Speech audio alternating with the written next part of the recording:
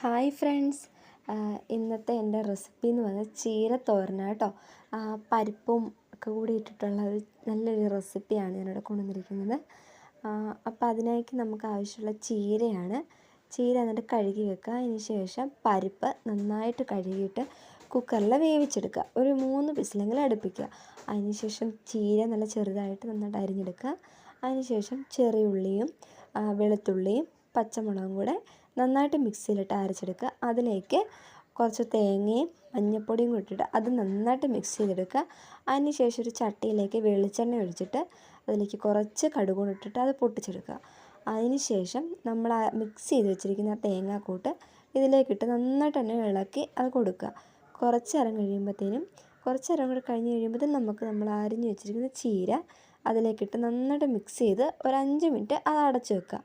അതിന് ശേഷം നമ്മൾ വേവിച്ച് വെച്ചിരിക്കുന്ന പരിപ്പോട് ഇട്ടിട്ട് നന്നായിട്ട് തന്നെ ഇളക്കി ഒരു 10 മിനിറ്റ് വെച്ച് കഴിഞ്ഞ് നമ്മുടെ ചീരത്തോരൻ റെഡിയായി. എല്ലാവരും ട്രൈ ചെയ്ത് നോക്കണേ.